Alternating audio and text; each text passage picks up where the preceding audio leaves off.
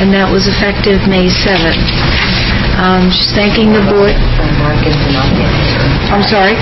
She's thanking the board for the many opportunities for growth and development during her time with the district. She enjoyed working with staff and families and students.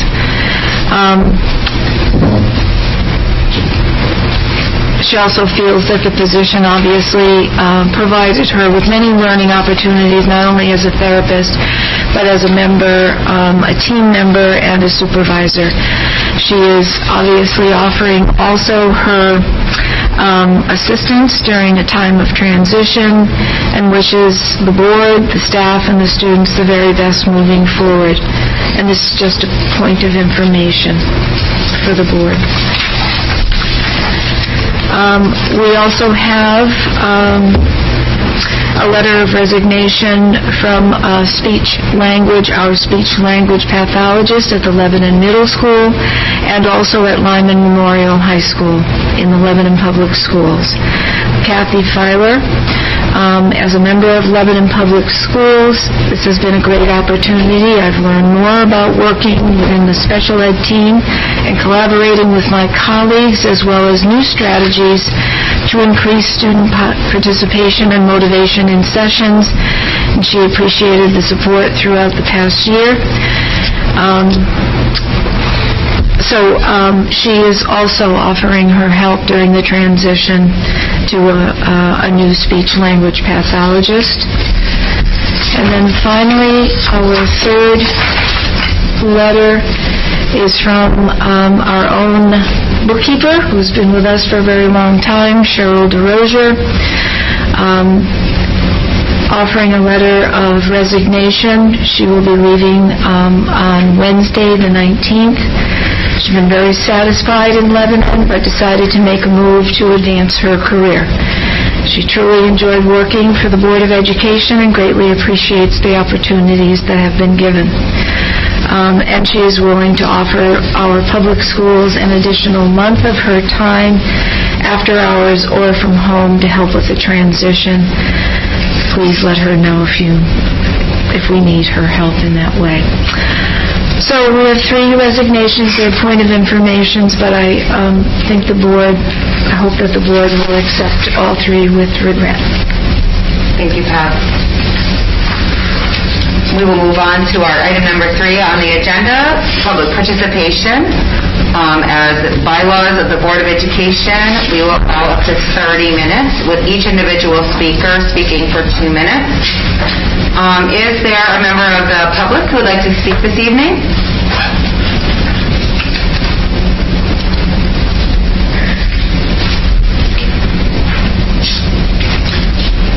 Okay, very good. Moving right along. Item number 4 is our consent agenda. Yes? I move to add an item. Oh, yes. Alexis would like to move to amend the agenda. I move to add item 12, after action items, to go into executive session for the purpose of discussing the superintendent's contract.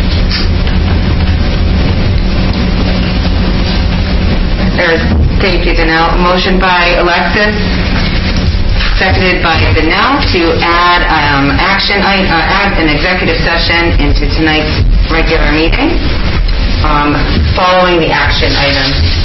So this will be our new item number 12, executive session. Right? Great.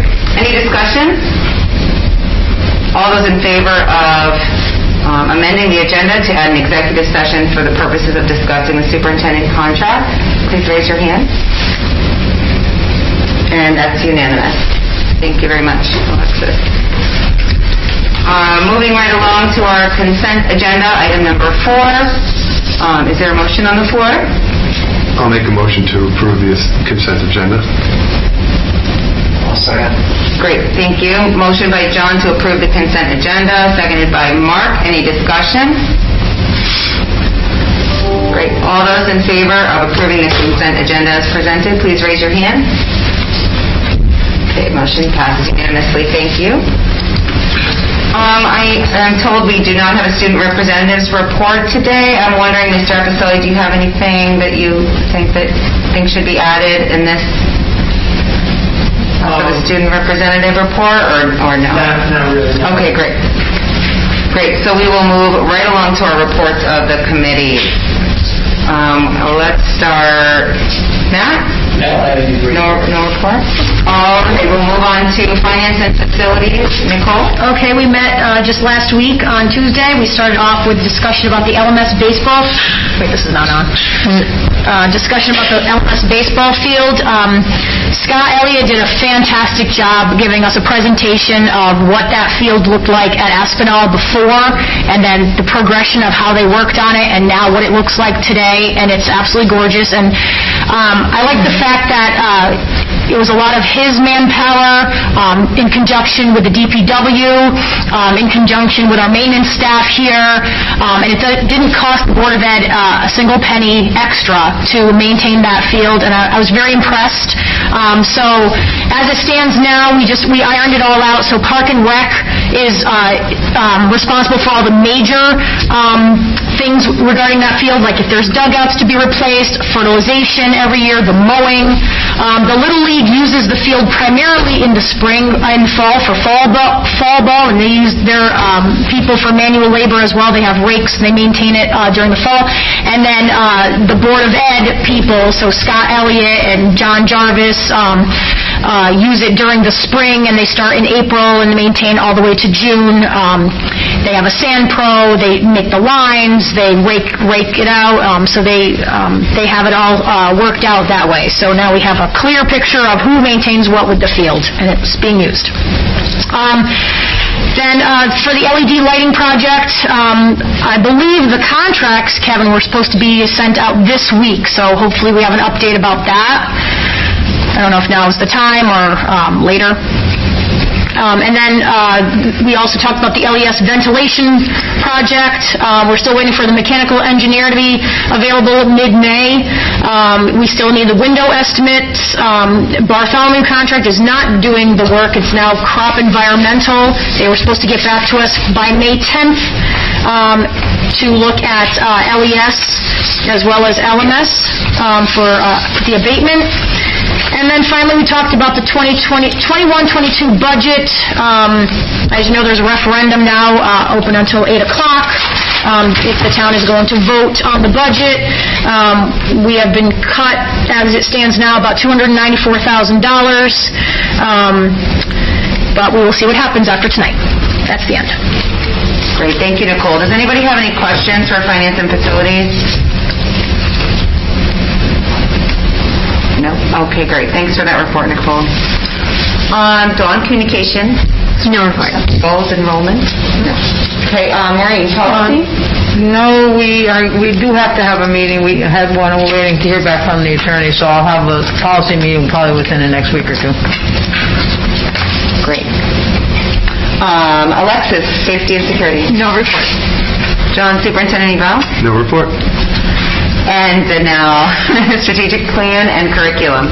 Sure. So we met last night, I think it was, and we reviewed the ESSER 2 with an update from Holly that there are some interventionists coming, tutors coming, a social worker is in the works. The position has been opened.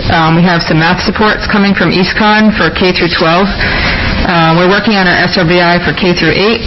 And we also discussed for a while the reopening plans that are still in the works for specifically the middle school, but mostly all the areas of transition from pre-K to kindergarten, from 4th to 5th grade, and from 8th to 9th grade.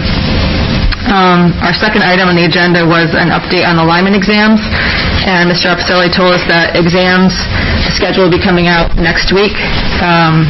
Many of the exams will be performance-based or open book, and this is due to people being in person as well as at home. Our next item was an update on the striving students, as we call them. Each school has identified students who still need supports. This is an ongoing thing, especially on Wednesdays when teachers can reach out to them or meet with them after school. We're happy to report that many of our striving students are now achieving success, but there are still some that are needing some improvement and needing some work.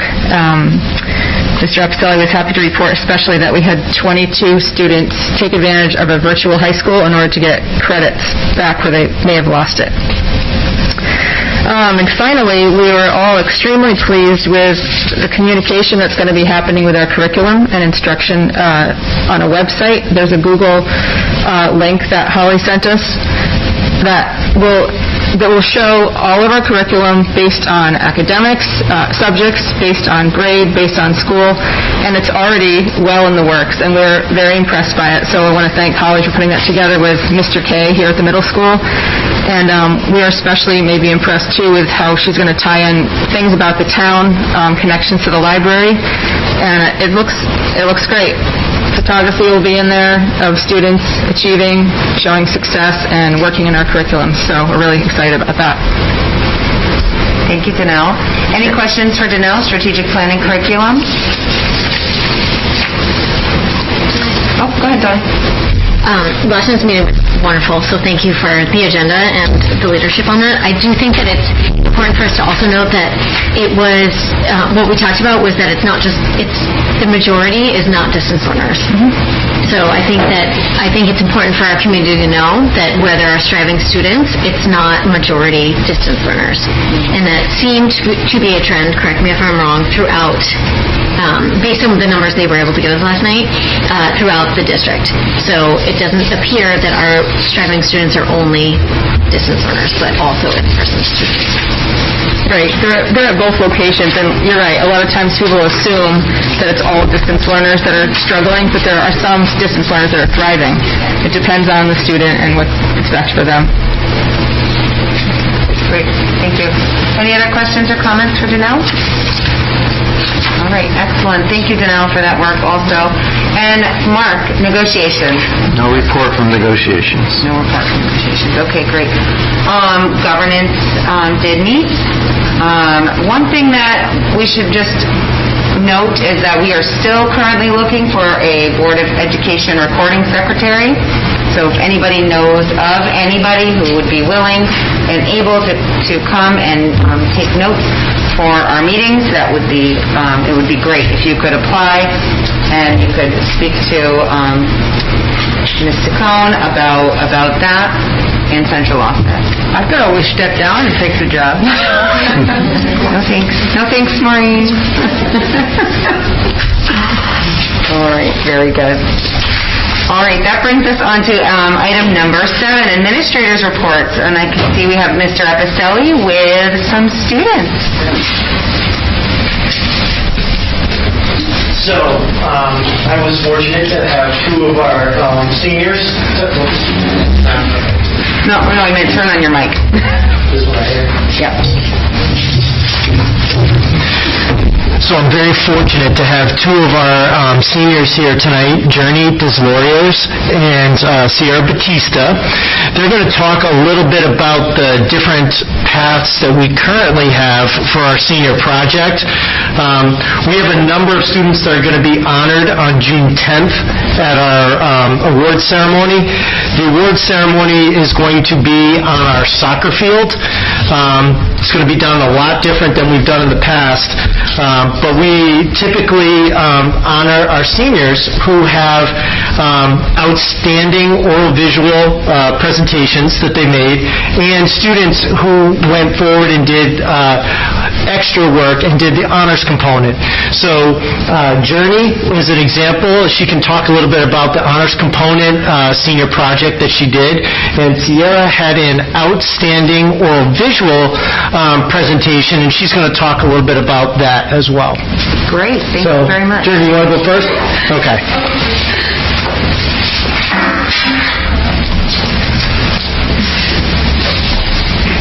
Hi guys, my name's Journey.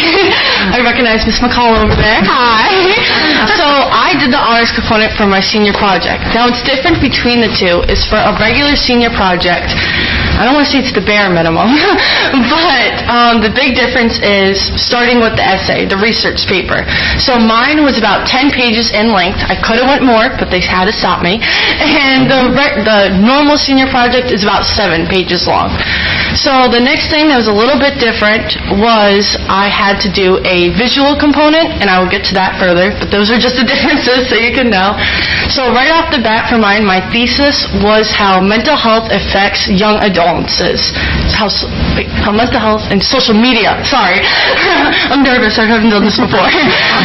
So it was fun. I started it right at the end, right before COVID hit my junior year. I was super excited. I knew right away what I wanted to do, and then COVID hit, and I was working with Mr. Apicelli at the time, so it was super difficult to get the help I needed. So I reached out to surrounding schools in the district on my own and said, hey, I have a survey I did about questions revolving social media and teenagers my age. And I was like, do you mind sending them out? Well, some of them ignored me. Some of them said, absolutely not. And other schools were willing to, such as Wyndham Tech, I believe, Bacon Academy, E.O. Smith, and even some schools in Rhode Island helped me. So it was super beneficial, got over 500 responses from schools. Wow. It was beautiful, just what I wanted. So then what I took with that information was I looked at it and said, wow, because my original topic was to do just the effect in general, but I realized that is so negative that I kind of turned it into a negative aspect of it, which I didn't realize until the end, but that's okay. Oh boy, there's a lot I did for this. Let's see. Okay, so then for my visual project, I reached out on the platform TikTok. I reached out to a bunch of influencers on there and said, hey, do you mind sending me videos of you explaining how social media has affected you? I sent over 100 emails to people and only got 7 in response. One of the guys had 4 million followers, which the entire school knew who he was, which is pretty cool. So me and my friend, who's also a senior, Thomas Melia, spent 10 hours editing a video that was only 7 minutes long. I was up all night. It was crazy. Totally worth it though. And then what I did was we looked at the video, me, Mr. Apicelli, a bunch of teachers, and we were like, well, I don't want just me to see it. So what we did was I had to present to all the teachers at my school, and I was like, hey, this video, I think it's super beneficial. What do you guys think? They loved it, and then they had the option whether or not to show what core classes.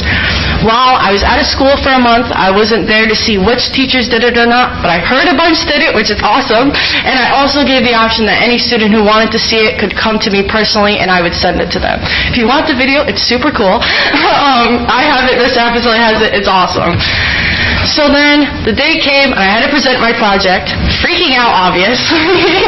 I was like, oh my God, the time limit was 15 minutes you had to talk. I talked for almost an hour. I was freaking out. I was like, there's no way I'm going to pass, no way I'm going to pass. All highly successful, got the honors component, completed it. It was an amazing experience. Even one of my committee members was like, you're going to be a great teacher one day. I started crying. I was like, oh my God, that means so much to me. I mean, this project, I don't understand why kids complain about it, honestly, because I had so much fun doing it. And I told my sister, who's a sophomore, I said, you're doing the honors component. You don't have a choice. And she was like, oh, no. And it was, I mean, there was only 5 kids in the grade who did it, which when I talked to them, I'm like, well, what means you do it and stuff like that. And some of them were like, oh, that medal at graduation. And I was like, are any of you interested in your topic? I was like, I feel like I'm the only one. But there was some kids that were genuinely like, they loved their topic just like I did. I talk about the topic everywhere. I used it for college. I talk about it just to random people. I'm like, I did this outstanding project. Do you want to see it? I'll present it again. I mean, I had so much fun. I mean, I even gave like surveys out to the teachers and like interacted with them. I don't know. That's a lot I'm thinking. It was a lot. It was like months and months of doing stuff, so I'm trying to think if I missed anything, but I think that is it. Do I have any questions, comments? Cool, thanks. We have a question. Go ahead, Dawn. Dawn has a comment for your journey. Oh, I'm so sorry. Don't be sorry. I have like a million questions for you because this is amazing. One, I would love to see your presentation because I will come and present you any day of the week. Don't worry. I won't take an hour of your time, but and I love the passion that you have. Thank you. Limiting to 15 minutes when you have that much passion. You should see it. I was like looking at the clock. I was like, has it been 15 minutes yet? And then they're like, come on, hurry up. So I I am still at the elementary school. I have 2 boys at the elementary school. And so I guess my question is more as a parent. Like, if they're still early on, right?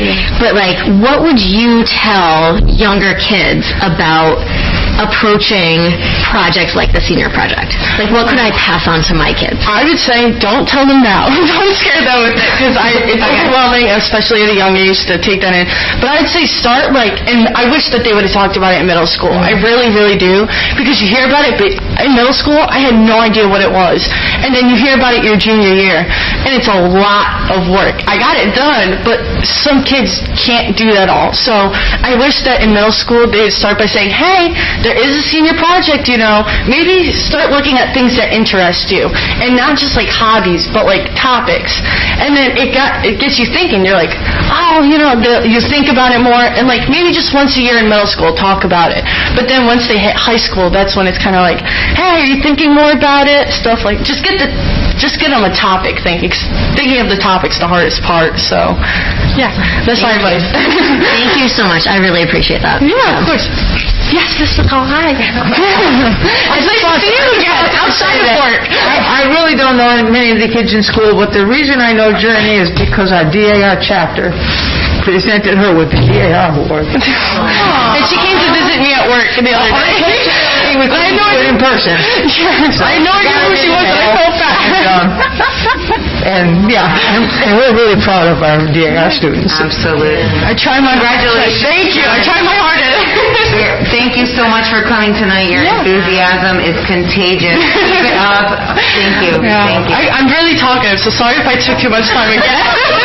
See you all night. Thank you. Okay. Thank you.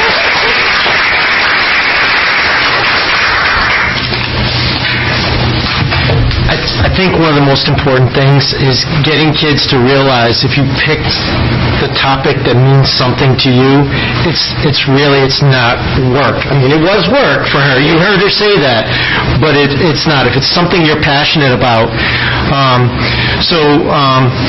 I'll introduce Sierra here, and when we were talking about this last week, that's the same kind of thing Sierra said too. When you're she was so passionate about this, and that's what really brought out her oral visual presentation. It had to do with her passion for her topic. So Sierra, do you want to come up?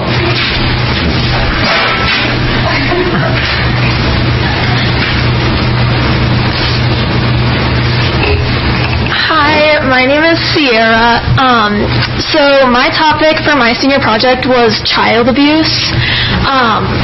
I feel like many people don't really know in depth what child abuse actually goes into, what the statistics are, and just how severe it actually is nowadays.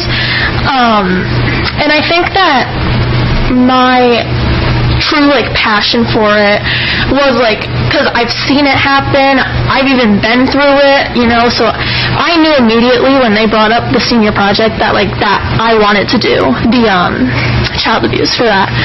And so as far as coming up with topics and everything, because there's so much I could have put into my paper and so many topics I could have touched on, I kind of picked 3 major points and then wrote everything in those paragraphs as my body paragraphs. So I basically touched on the aspects of physical abuse, mental abuse, and sexual abuse. And basically did all the statistics on that, and just really felt very passionate about that.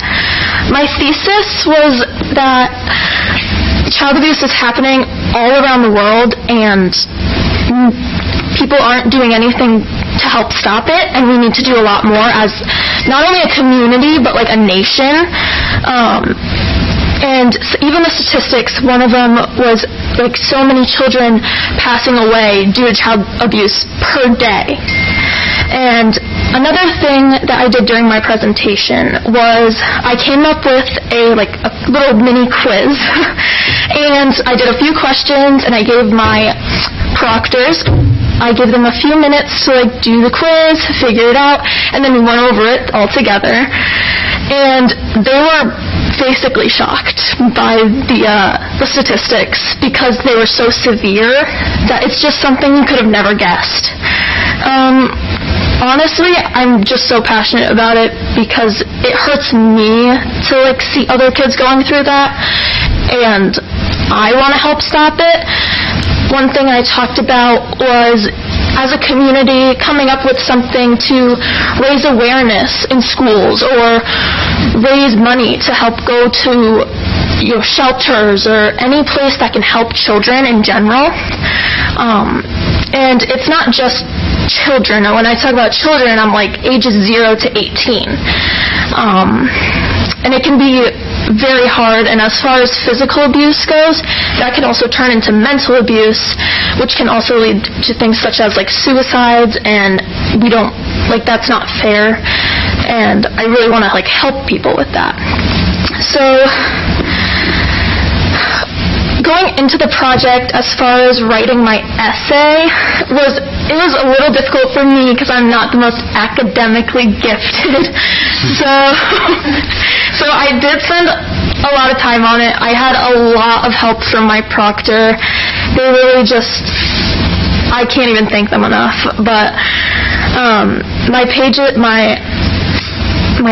my essay kind of almost made the bare minimum because I just wanted to keep it short, simple, get to the point, because my presentation, I knew that's where I wanted to bring it all out. And I think they definitely saw that because once I got up there and I was presenting my project, I was not nervous at all. I was I'm going to do this thing. I again thought Journey, I wasn't going to make the time. I was oh my God. But I went much past the time, and I was sitting outside the room at the end, and I'm oh my God, am I going to graduate because of this? And freaking out. And they brought me back in and told me that I got all highly successful, and I was just so beyond ecstatic.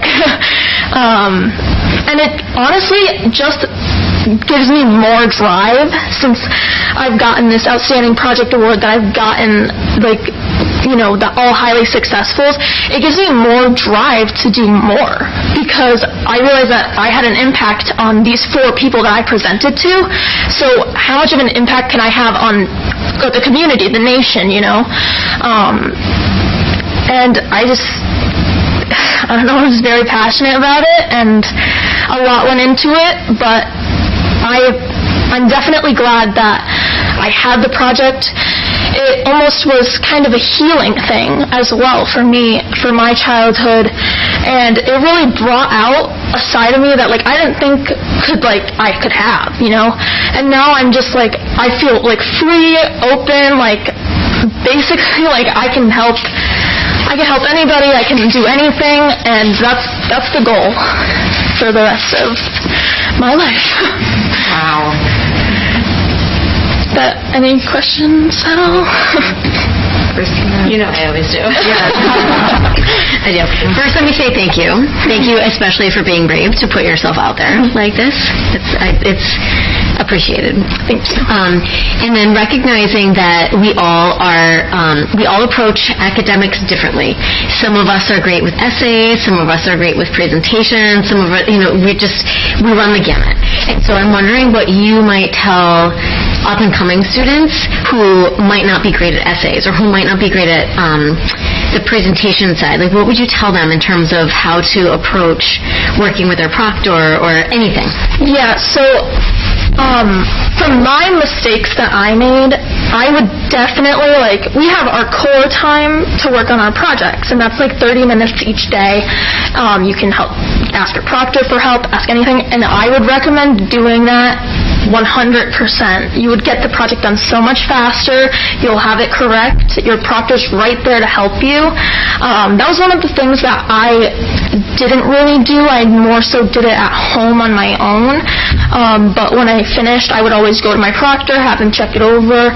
I do wish that I did it more in school, though. Mm-hmm. And for the essay part, again, my proctor could have helped me majorly with the essay part, or even in my English teacher, anybody. I would say use your resources and do not be afraid to ask, because it really, like, if you're really passionate about the topic and you want to do a good job on it, you're going to, like, use all your resources available to you. Awesome. Thank you. No problem. Thank you. Thank you so much. I mean, you two ladies have inspired us tonight as a board, and I think I can speak for the board in saying how proud we are of you. Thank you so much.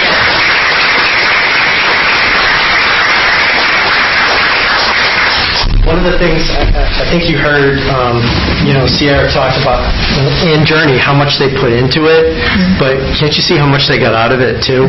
I mean, I think that's the best part, about this is when you see the finished product and you see all of this work come together, it's just amazing. It's a great time, around that February, March time frame when the students are presenting. I love going, like when the students invite me in to be a part of their committee. The students choose their own, choose the people that they want on the committee, and I just absolutely love going in there. You see some just amazing things, and these are two examples. On June 10th, we're going to honor all of our seniors who participated in the honors component and did outstanding oral visual presentations. But I just wanted you guys you saw like the list of all of the topics. Well, this kind of puts puts something behind it, so you can see from their perspective all the work that they did to do something that's just incredible. Well, thank you so much for coming tonight. Thank you so much for bringing them to us tonight, Mr. Epicelli. And I hope you are super proud of yourselves. The world, the sky's the limit for you. Thank you so much. Thank you.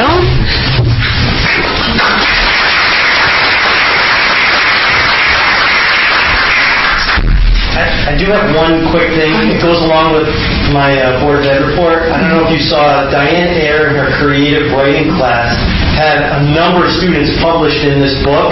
I can pass around, it's my only copy, so I do need it back. I will try and get some. I'll try and get some more. But right where this little tag is, that's where all of our students begin. There's about 8 of them that are in here. So really cool. Really proud of these kids. And it's in a English elective class. It's called Creative Writing. Thank you.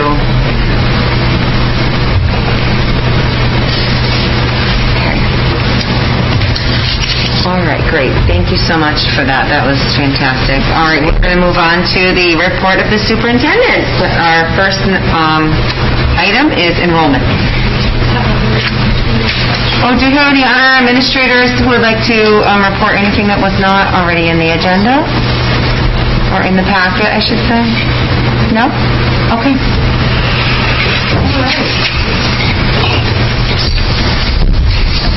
Okay. So let me start with enrollment, and you have the enrollment report, of course, in your packet, and we are still maintaining at 947. No drops at all beyond that. You also have the look at the magnet school enrollment in your report, and I do have the distance learning numbers at this moment. I don't know if that's something that you'd like to have. Sure, that'd be great. We had that collected just today, as a matter of fact, because I'm concerned about, kids being out for short-term quarantining and that sort of thing. So we collected this number today. So as of today, May 11th, 22 students still electing distance learning at the elementary school. 2 of them will be returning on Friday, and 7 are very short-term due to quarantine. At the middle school, 29 students electing distance learning, 2 short-term due to quarantine, and then at the high school, we still have about 49 students electing distance learning, and 2 of them are out due to quarantining, so those are short-term. Great, thank you, Pat. Yeah. Any questions about our enrollment or... Hey, could you give me that middle school number again, please? Yes, of course. 29. 29. Just to make sure. Yeah, middle school is 29. I didn't like that. Okay. All right, then moving on to the COVID-19 update. We've been leveling off. It's been kind of quiet of all things that would happen. Of course, today we had some more quarantining going on at through our elementary school as a result of the soccer club. And those that are playing in soccer through Parks and Rec, we had played a team that had a child that was exposed and actually tested positive, and so we have a number of kids that are having to quarantine. I think we have 7 students at the moment. So, it's still very much with us, and we have to be careful. We have a return date for them of next Wednesday. We also had something occur over the weekend. I have to thank our high school principal for always letting me know almost immediately as well. So over the weekend I got several calls and a couple of text messages because we were playing, I believe it was Putnam, and there was at least one student there who had tested positive. So we had some students that we had to be vigilant about it. I don't know that we ended up quarantining anyone, but again, it's just something that's with us with the sports now. Even though they're outside, they are maskless at times, and there's a lot of contact. Along with this update, I just want to focus on 2 aspects of COVID-19. The first being the reopening plan. We have a reopening plan here, as you all know. There's so much about the reopening plan that is still relevant to what we have to watch for and be vigilant of. And I do think that there's a lot in the plan that would translate to our fall opening as well. However, I think that we need to take a look at it. I need to call back some folks who perhaps were representative on those committees. The administrators and I will take a look at it tomorrow during Admin Council to see if there are changes that we would want to make to that. But we also can't abandon the whole reopening plan. We're going to have to just basically update it and revise it, but re-up. And along with that is this whole discussion and debate that's going on statewide relative to remote learning. I have heard nothing. I will canvass our administrators one more time tomorrow during Admin Council. I've also looked at what's going on across the state in terms of other school districts and the superintendent's discussions around remote learning. There are very, very few districts that will be opening and asking our teachers to be teaching in person and teaching remote at the same time. As a matter of fact, in many discussions with teachers, it's one of the areas of additional staffing that they've focused on. If we're going to be doing remote learning, really pressing the point that having a remote teacher makes a big difference than having someone trying to address small learning groups in their classrooms and be moving about the room and doing all of the differentiation that we're expecting, and at the same time trying to teach remotely. So by and large across the state, there is an effort to return to school in the fall in person. It is what the State Department of Education is recommending. It is what the Department of Public Health is recommending, with all of the safeguards and protocols in place. And that's one of the reasons that we need to look at the reopening plan and what we're requiring and so on. So it's something that I'm hoping the board will want to think about and perhaps discuss a little bit. In most districts, it does not appear that, there's no requirement that the board make a decision and determine remote learning or in-person learning as a board decision. In most districts that I have been able to grab, it's a decision by the superintendent, dependent upon what the state of Connecticut is requiring. But you can discuss it, and you could take a motion and vote on it if you would like. So I think what most folks are doing are leaving it up to the superintendent to assure that they're following the recommendations of the State Department of Education as well as the Department of Public Health. So let me stop there. See if you have any questions or you want to discuss. Danelle? Is there a timeline or time frame or deadline for when those decisions have to be made? No, there really isn't, but I think there isn't a person in this room that would not want to have communications going out to the families and the community as to what the fall is going to look like.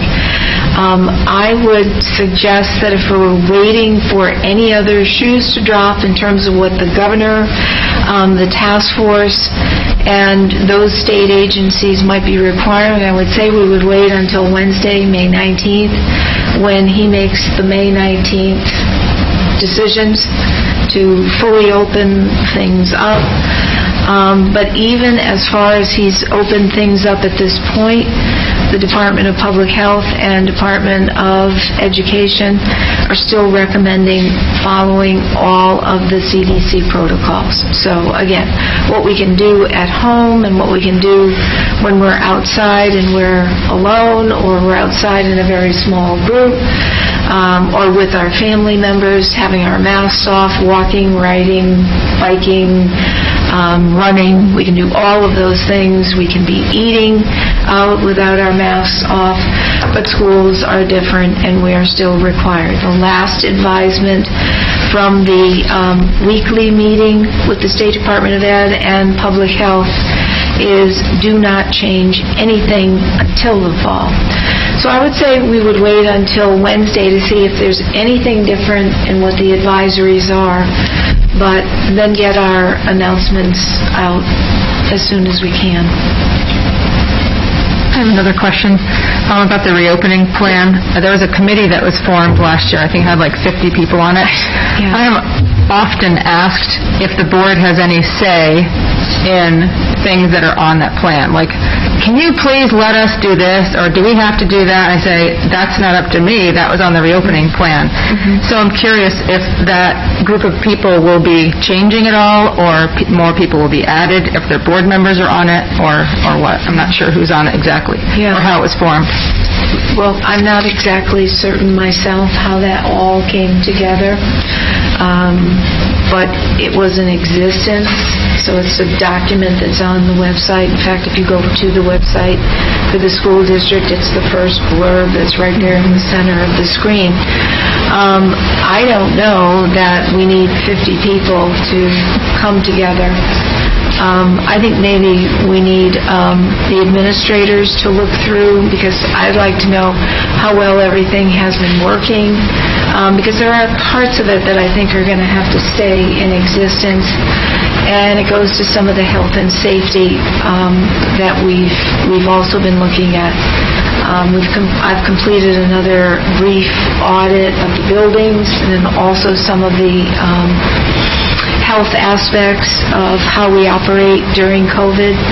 And so, we'll be discussing that with the administrators. I don't know if board members were on it. Yes, so I can answer that. Nicole and I sat on that committee along with, like you said, about 50 administrators, dedicated staff. It was all voluntary. I don't believe there was compensation for the committee. I wonder if those same people would be interested in coming back together at this point to reboot. But I think, that will be up to you, Pat, how you would like to call the committee back together. I know that I'd be happy to sit on it again. I'm sure Nicole, you could speak for yourself, but and whatever board member would like to give their time as well. Whatever you'd like from us. Okay, great. For support for that. That's great. I also like the fact that we split up into subcommittees, too. I think that's important, because all 50 talking at the same time, you can't get anywhere. So we had different subcommittees, special ed, the mental health department, like social workers and psychologists were one department. So there were like 8 different, athletics was another one. So there were like 8 different sections looking at everything. Then I think that makes a lot of sense, to pull the subcommittees back together and have them go back through the plan. What has been working well? What is it that we want to keep in the plan? And then look at that with regard to any of the last announcements that the governor may be making. I think the plan has served us well. To the extent that, we have followed it. We haven't had to become a hybrid. We have had some quarantining, but I think we've done that relatively effectively by more or less being very specific and pinpointing it. So, let's see what comes. I'll try to get the committees back together and see what we come up with. Sounds great, Pat. As far as remote learning for the next school year, is it your suggestion that we wait until after Wednesday to come together on the decision, or should we consider that today? I would consider it today, because I think people are wanting to know about that. I think people are also going to want to know when they see what's happening at districts around us. So it's really moving very quickly. So superintendents have really completed several weeks of discussions about it. And so, thinking about what feedback I've had from teachers, a couple of brief discussions with administrators, and we will do that again tomorrow. I really think that the school district is pretty much asking to be in-person learning and not have a full-on remote option. Now, there may be things that happen if we are hit with the virus or a contagion. If we have to quarantine, we know how to do that. But having a remote option where our teachers are teaching in their classrooms and also trying to be on screen at the same time is the issue. So here's a suggested motion that came from superintendents if the board feels that it would like to take it up. But the other option, and I think it's probably one that's being used more consistently, is that the decision is left up to the superintendent. In this case, I would be working with administrators to put something out to our families and to the community that we will be full-on in person back to school in the fall, unless there's an eventuality. This motion is really what this one is directing, is the board directing the administration and the superintendent to operationalize in-person learning in the fall and not a remote. So here's a copy, and you could pass this language around if you'd like. So I guess the item that we need to talk about is, do we give the superintendent the direction that we will be 100% in person next year, unless there is a emergency, obviously, or we need to be quarantined or a closure? Or do we let the superintendent make that determination independently? And just leave it alone. Right now, I can tell you, just as an educator, I know, again, the state of Connecticut has decided that it is not a requirement for school districts to offer 100% distance learning the way that it was this year. Any thoughts? Can you give us the two options one more time? Sure.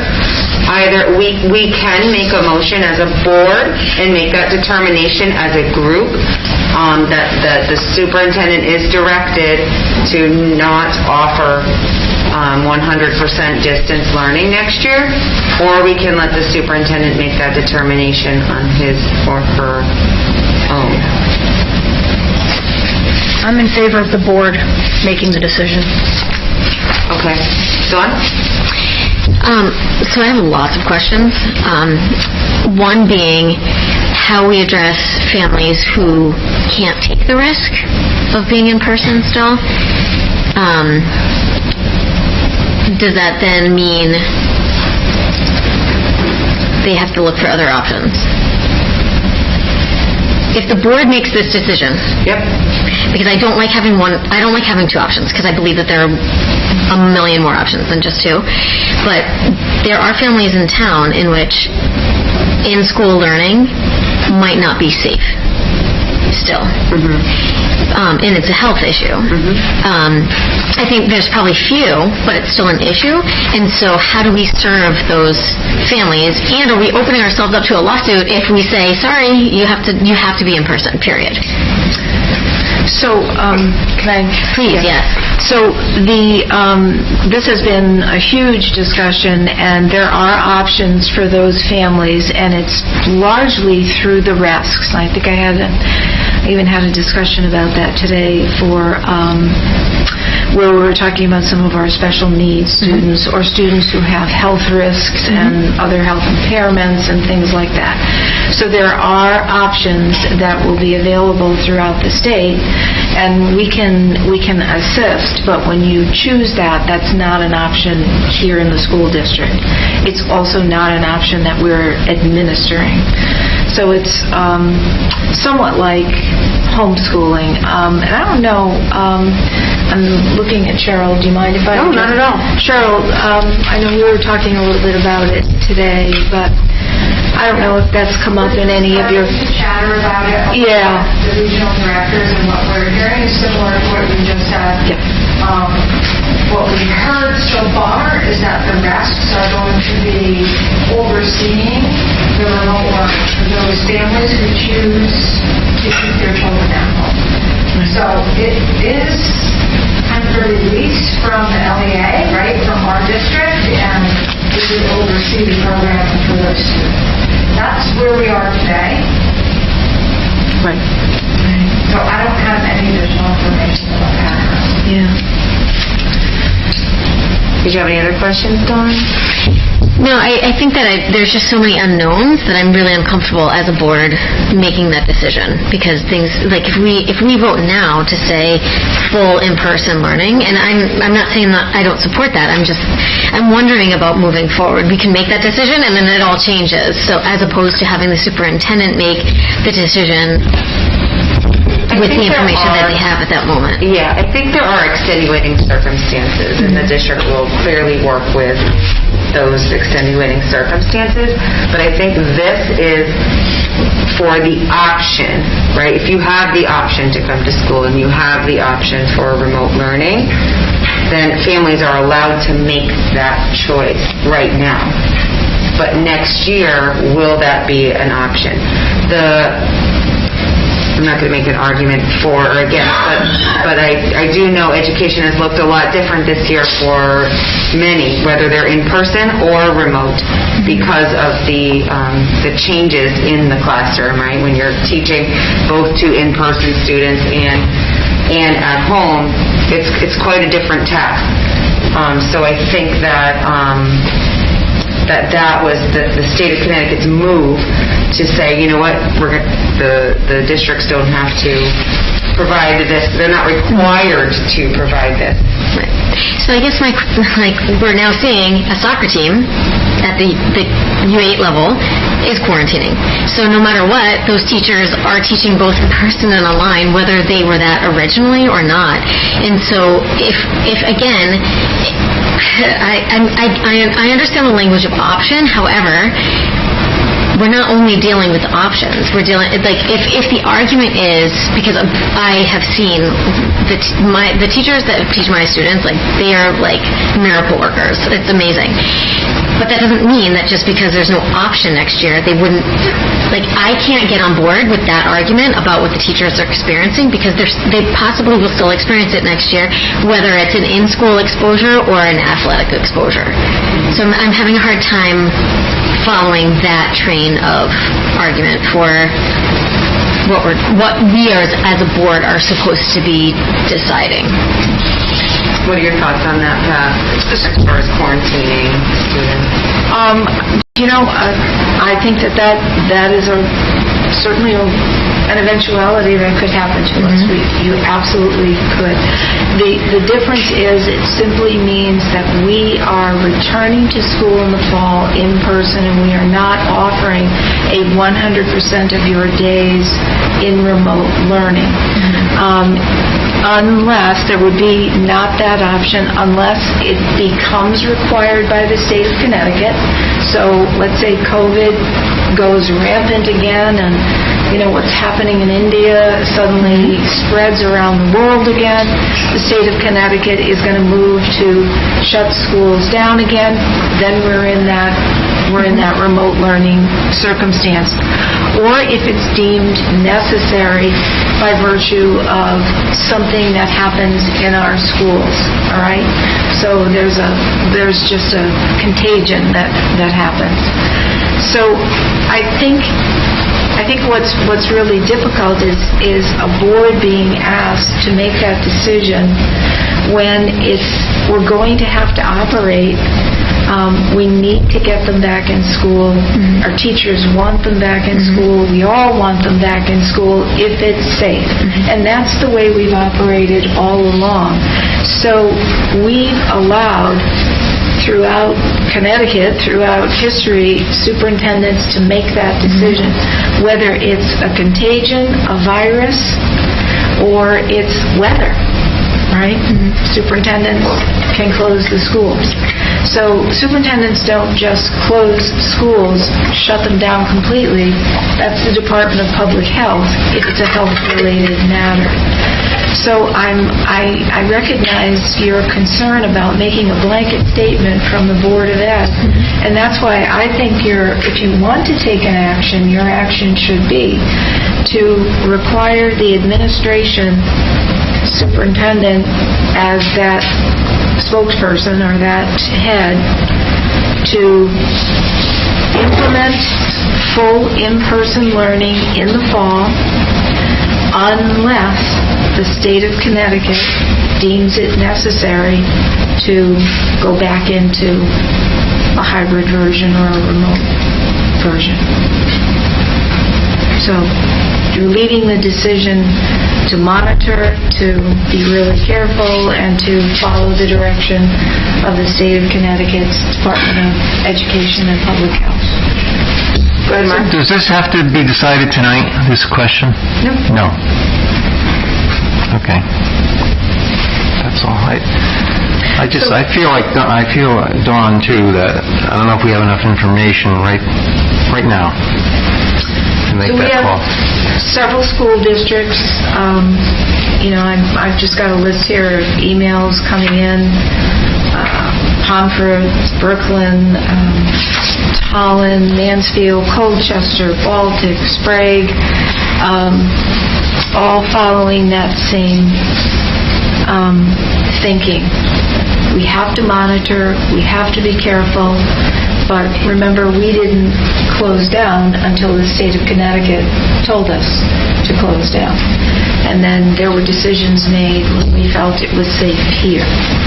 So I am not asking, and I don't think you should be making a decision to say we're closing off remote learning as a board, or we're going to have us be remote learning and in-person learning. What I think you should be thinking about and considering is taking an action to say to the superintendent, we would like you to open full-on in-person unless the state of Connecticut and the Department of Health deems it necessary to close it. Okay, we have Matt, Dawn, and then Alexis. Go ahead, Matt. So, I mean, you decide if we have a snow day or not, correct? You make a lot of decisions, and you work with a board, and if all of a sudden the board decides they want something entirely different, I don't think you're going to go 100% against the board.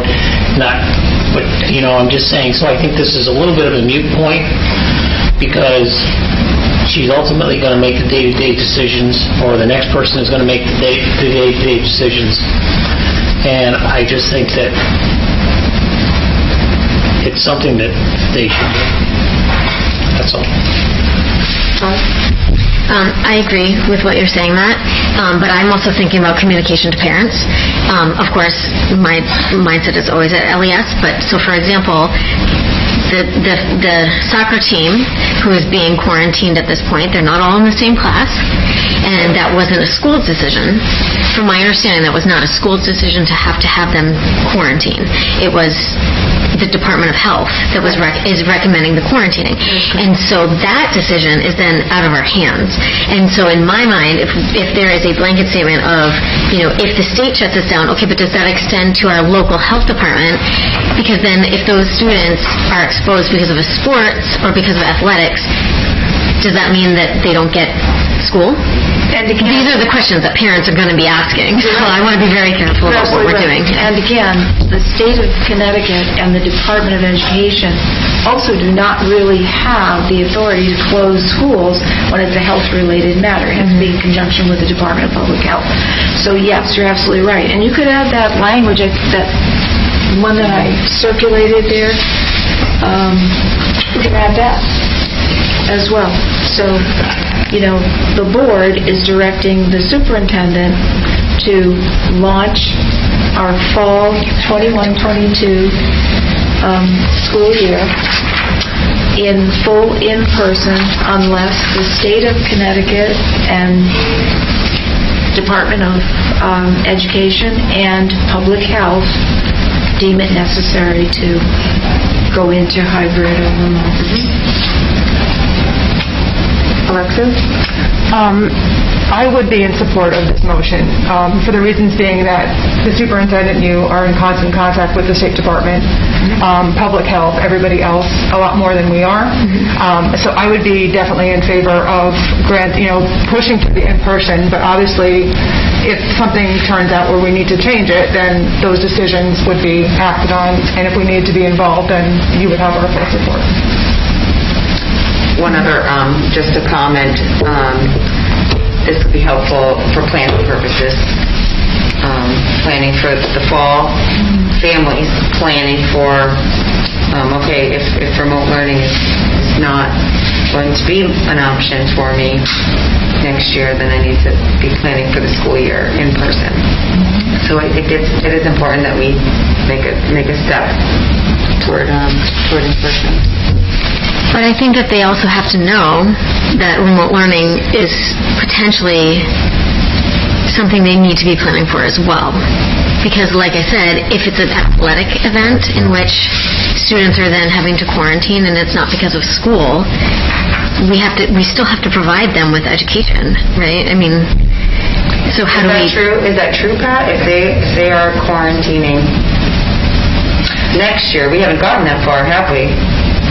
Well, all of our, not really, but I mean, all of our, that's why that language, because school districts want the flexibility of being able to still offer remote learning if there is an issue like this from the Department of Public Health. We have had many students quarantine. We've quarantined whole classes. I think the saddest day I have is when I have voicemail messages from our elementary school principal, and there's a whole class that has to go out. But those are the protocols that come from the Department of Public Health. They're not school-issued protocols. And it's the State Department of Education saying, we will follow Department of Public Health. When it's weather-related, that's a different issue.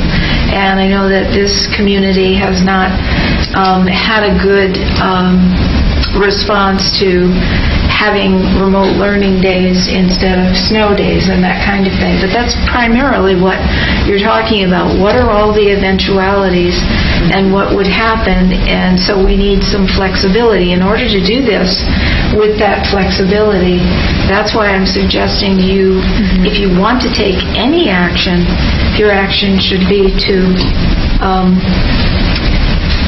tell the administration, you need to monitor this, open us in the fall in full-on in-person. There will be remote options that are available to families that are still choosing that for their child, or if they have some type of specific that they need to address. And there will be those remote options administered by some other entity. We will not be offering remote learning other than in a flexible, on-the-fly kind of way, unless the state of Connecticut, Department of Education, and Department of Public Health say that we need to stop in person and go into remote learning, as they did back in 2019.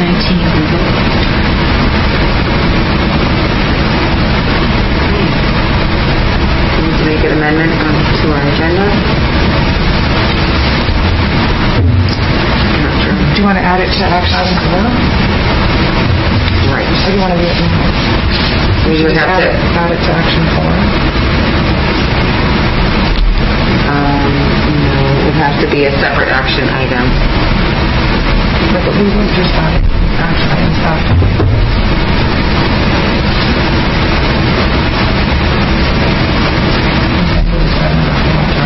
Number 4, yeah.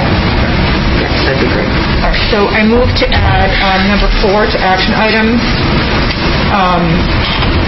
to act on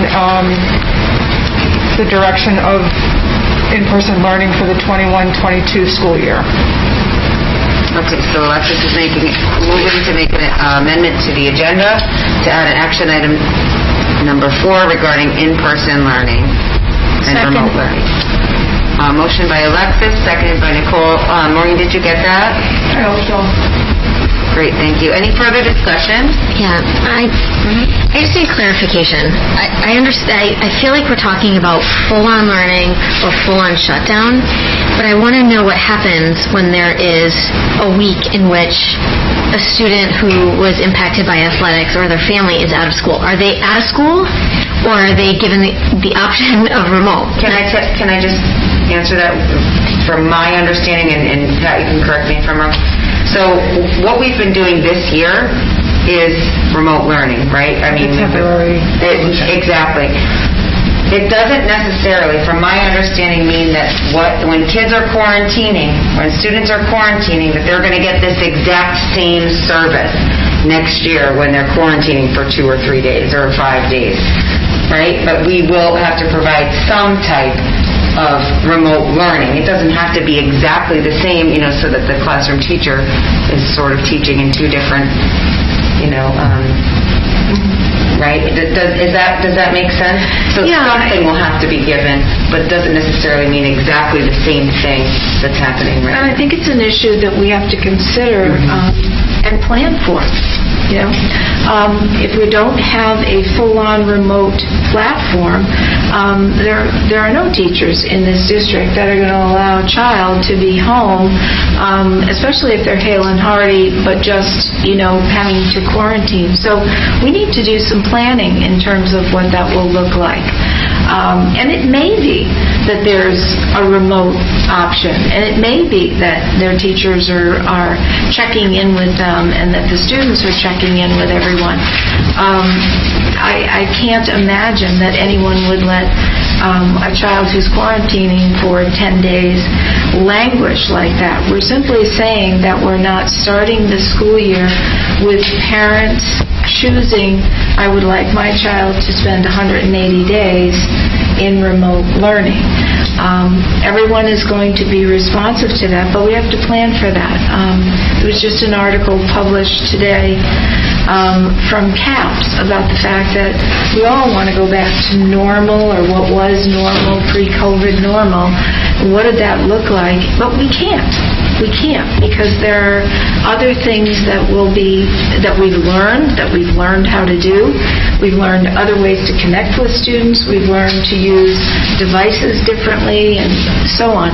So all of that has to become part of our planning and part of our reopening, I would think.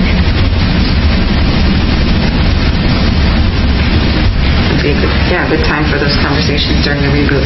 Danelle had something? Yeah, I was just going to say there's a difference between a distance learning program, I'm going to call it that for lack of a better word, and when a couple people have to quarantine for whatever reason. That's kind of like what we do now, like someone's sick or they broke their leg and they can't get to school for 2 weeks. The teacher's not going to leave them high and dry. They're going to send work home, but it's not going to be the same as Pat just said. It's not going to be the same as what we've been doing this year. It's just that program, so to speak, would be gone. But we would have planning in place for emergency situations that are beyond people's control. Okay. Alexis made a motion to amend. A motion to amend, seconded by Nicole. Any further discussion? All those in favor of adding action item 4 on the agenda, please raise your hand. Okay, that passes unanimously. Thank you. All right, thanks for that, Pat. Okay. All right, on to end of year activity. Yeah, tons of discussion about end of year activities. I think the good news is the planning has been tremendous, and there was some great planning for both in-person and also for more of a hybrid, if you will, kind of, although I think there was a little miscommunication about the potential of hybrid. But at this point, we have full in-person end-of-year activities being planned. So promotion ceremonies, and actually I'm so looking forward. I'm looking forward to the elementary school. I have never experienced an elementary school that's in the evening that is as well planned as what Rita and the elementary school is planning for the 4th graders. The middle school is now also planning, and the middle school has a particular problem in that it's a very large class. I think you said 88 students, Mr. Elia. So 88 students will be progressing, if you will, and being promoted, and that will happen thanks to Mr. L. and Mr. Apicelli working together. The middle school will be taking advantage of the setup that's at the high school in terms of all the chairs and the distance and so on. Everyone is mindful. I've heard about tape measures and, gridding things off and all of that, because we are still required by the State Department to provide, and Department of Public Health, we're having these types of gatherings. We have to make sure that people are masked, people are distanced, and we do our best to set pods of family members and all of that, try to address those things. Going to need a lot of help. I think they're all going to need a lot of volunteers to help them to keep people safe distances, especially during something as emotional as graduation and so on. The high school's further planning for the, the Bulldog Dash night, late afternoon or afternoon of activities, festivities, and fun, and then an evening, which is a different kind of evening. It's a more formal kind of thing, specifically for the students, but it is not what I would call a formal prom. There are some other facets to this that the State Department is discussing, and I just got the information today. And so I'm going to study this overnight and then share it with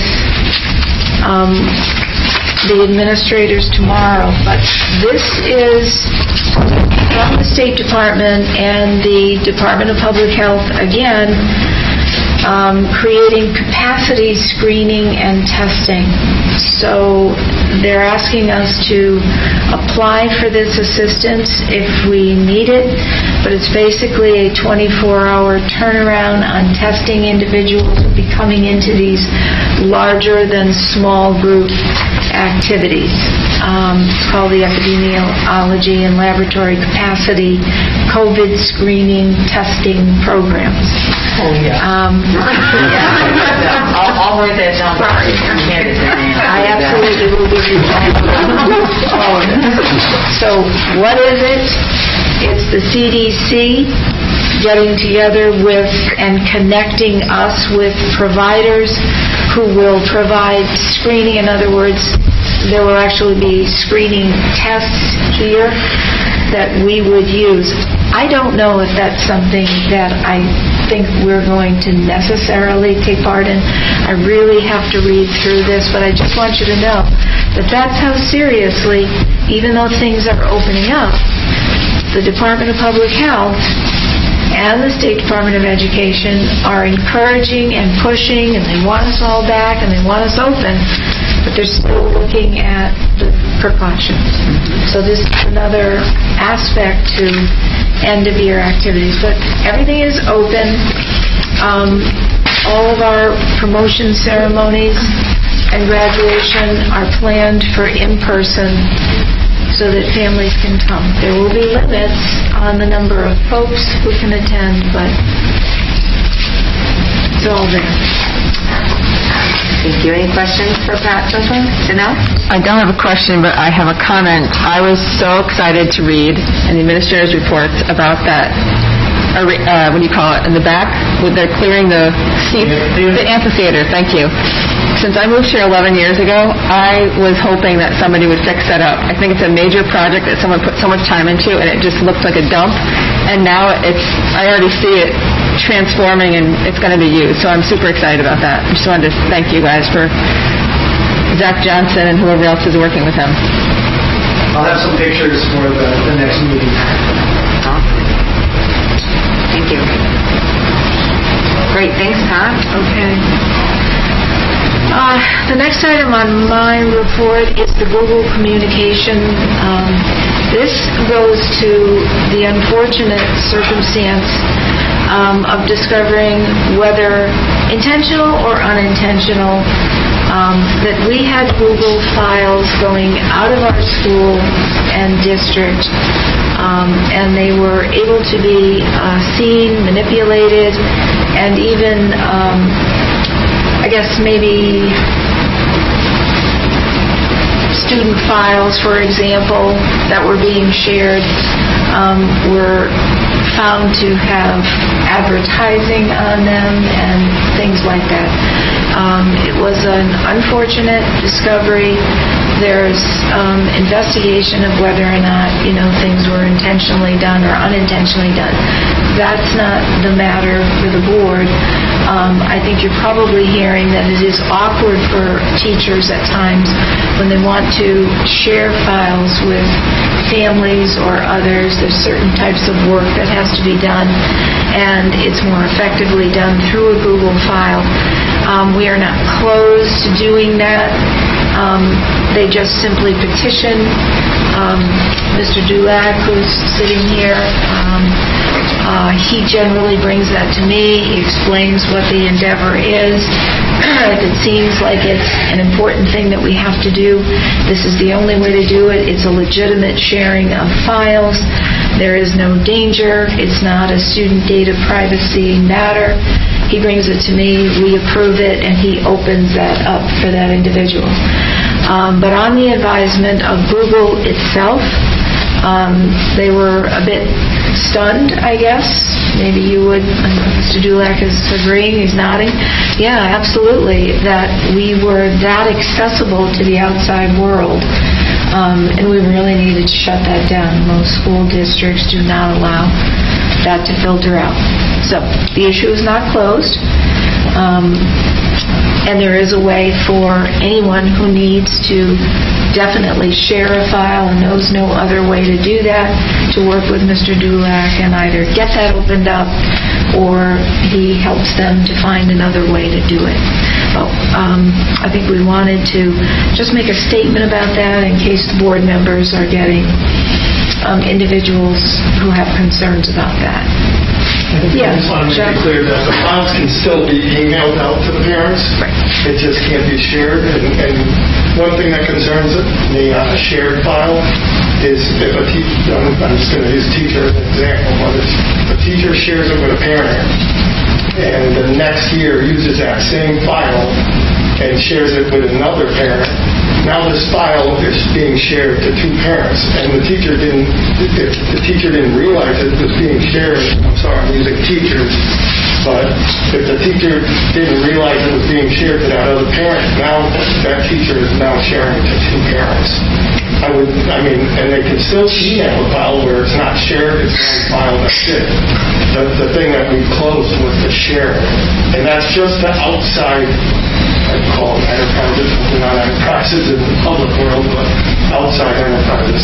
They can still be shared with NCT.org domain. Thank you. Any questions on that? Dawn? I'm sorry for being quite naive. I don't understand what's happening and what we're actually talking about. So, can you, what's the concern? Because it's not just a concern because we have a remote learning option right now. This is a concern moving forward, right? Yes. Yeah. So I don't understand, why would things be shared with parents? I'm not following. And why it's being brought to the board, honestly. It's a safety and security privacy issue that Pat and Jacques had. They wanted to investigate thoroughly, so they stopped any of the sharing. You know how you can share a document? Yes. That's what they're saying, is that any document could have been shared with anybody outside of the LebanonCT.org domain. So even a student clicking share to try to share it with their parent? Correct. So again, I don't think I understand what we're talking about right now. So it shouldn't be happening. It should. No, I think it was more of we shut and locked down the collaboration piece of it, but you can still email documents out of it. You just can't do the collaboration so that someone can work on something together. We closed that gap because that was causing issues. Again, I'm not really sure why it's being brought here. I think for our information. That's it, just for our information. Okay, so as a parent, should I not be seeing things from my children? As a parent, if we're going to communicate to parents, what should I know about this? You can receive an email, we just can't share it with you. So if you get this document's been shared with you, that language would be in your email that this document's being shared versus attached as your PDF file. Yeah. Okay. Shared in the sense of collaborate while everything stops. Parents can still be sent things to their children and teachers. But you can't share it. I don't know why it's being brought here. I don't understand. Well, the key won't stop. Right, yeah. Correct. The sharing is what we stop outside of the school. Anything can be emailed to parents. Emails, but not collaboration. It's being brought here because I was made aware that board members were having questions being asked by parents, and also not so much parents, really more teachers wanting to know why we couldn't just open it all back up again to just freely share student files outside so people can get in and work on them. The issue that came to light is one that's still being investigated, so there's not a lot of information to share about that.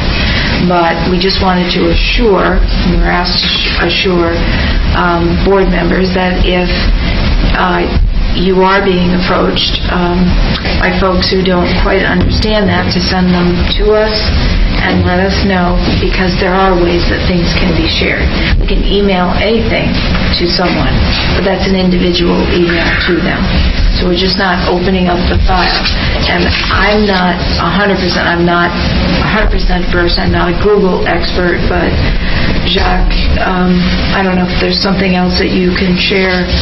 No, I think you mentioned it. I mean, we're not closing that you can still email the parents and all that. You just can't share. And to get even further than that, I mean, there were folders that were being shared, maybe by accident, maybe not. But so then anything underneath that folder was now shared with that parent or person. I'm just using an example on that. So we want people to email without not sharing. You use the word manipulated. I think that's a key point, that documents could have been manipulated or were, and that's the problem. That's the main issue. Well, based on that example, what I'm understanding is if maybe one document was meant to be shared with somebody, but then accidentally, people who are not versed in Google, everything else got shared inadvertently. And so that seems to be the concern. It's just a possibility. Yeah, so I'm not, but to me, I don't hear about manipulation. I'm like, I don't know what we're manipulating, but accidentally sharing things that shouldn't be shared, then that I understand. But I just feel like I didn't understand what we were talking about from the beginning. So I think the manipulation is that there were things appearing on student files and student work that had no place on that. There were advertisements for sales, and those are the things that are under investigation. So that's not what we're talking about here.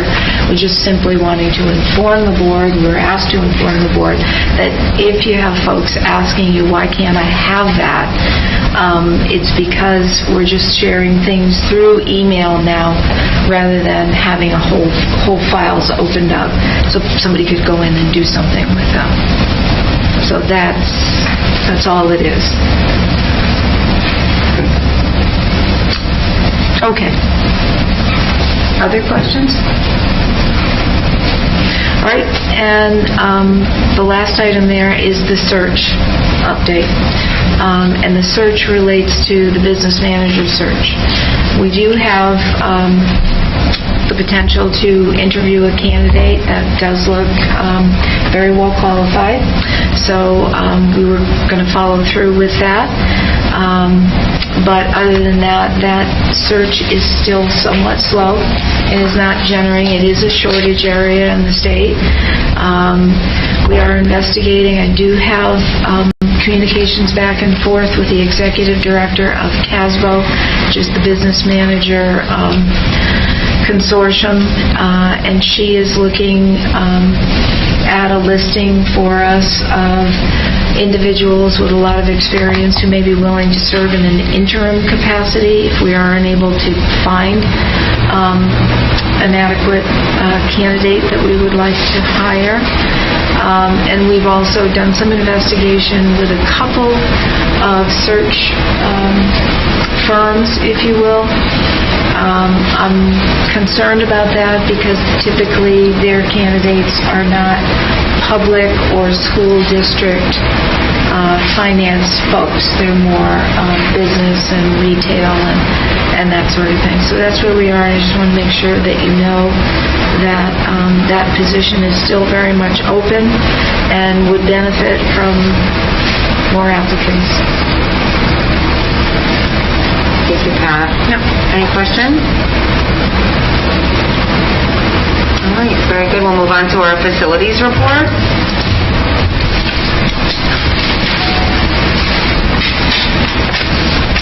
Hi, good evening. Can you hear me? Yes, you can. Yes. Okay, so you have in your package a facilities update for spring break 2021.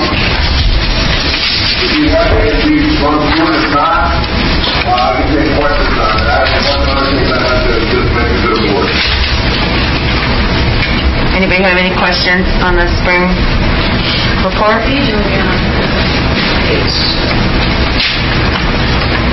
I have a question for him. Okay, go ahead, Matt. Can you hear me? On the last statement, you talk about the floor in the elementary school. So is someone going to be testing it, or is our crop going to be testing it? Is what's happening there? Okay, so what happened is we went down there, the guy said they would not pick up the floor to do the test because of the test box that is the floor. So I called Proper Environmental, I met with Sally. He came out, I received the price today, $5,600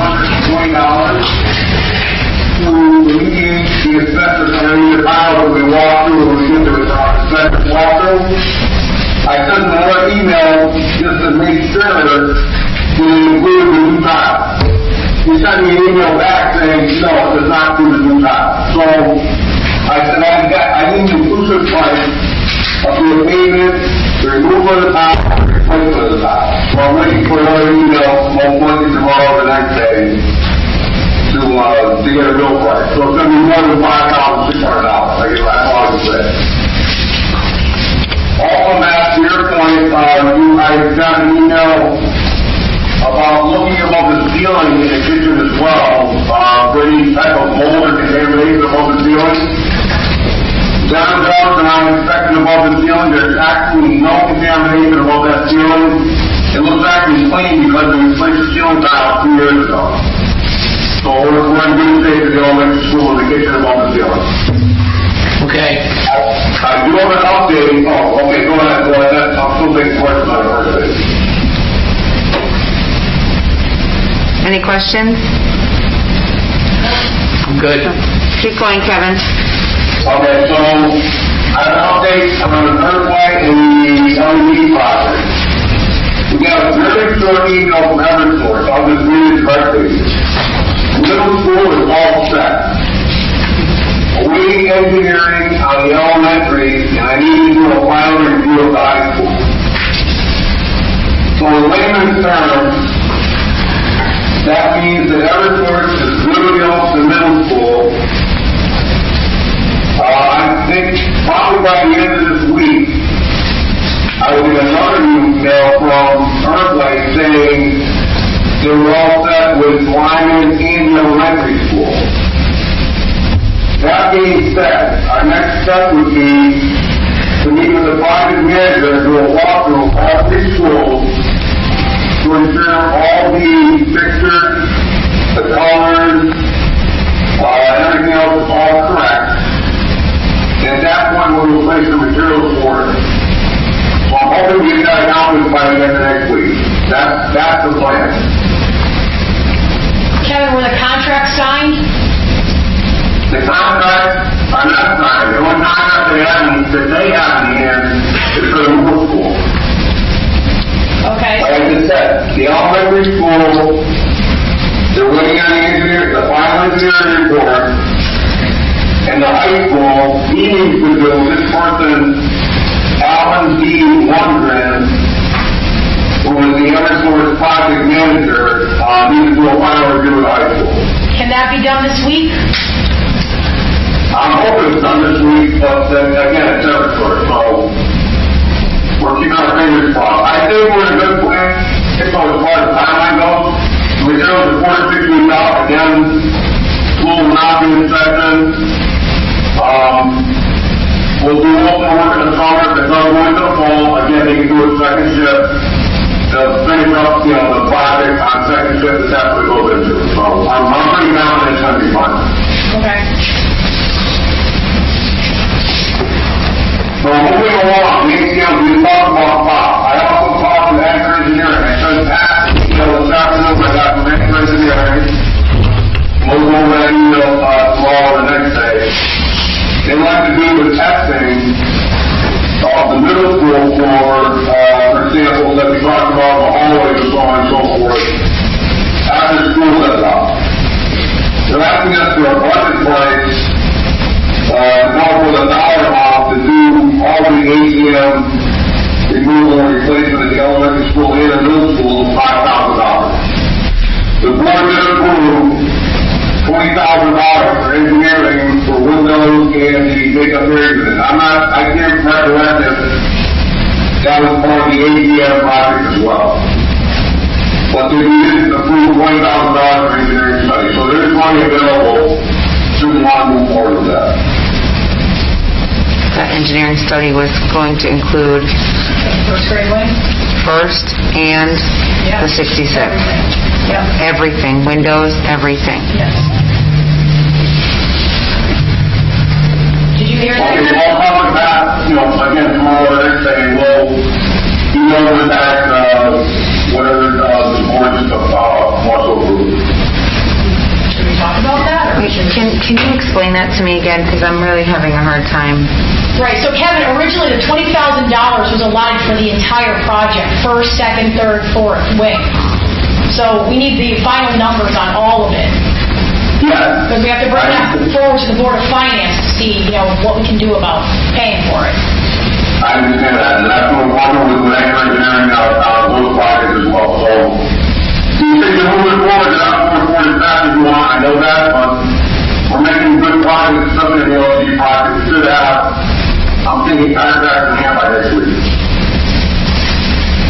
Okay, so does that mean the mechanical engineer is coming out to do his part? Because you said mid-May he was coming out from Anchor. I have an email off at Anchor Engineering, and I'll copy that, and I'll keep my fingers crossed. I don't know. They haven't gotten back to me. They'll get back to me hopefully within the next couple of days. Okay, we still don't have a window estimate, correct? We do not have a window estimate. The architect has the stuff in his hands. I don't know what's taking them so long, but the architect does have the stuff in his hands. Okay, so I guess we're just waiting for the mechanical engineer to do his part.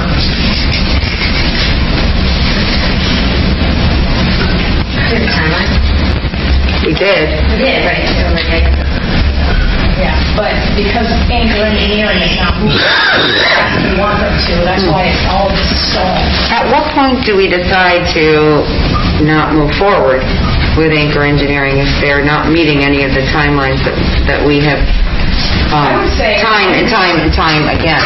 I would say at the end of the school year, if they're not doing their part, I say we go out with another company. Like, this is ridiculous at this point. It seems like every time we get a date, things are moved back further and further and further. Yeah.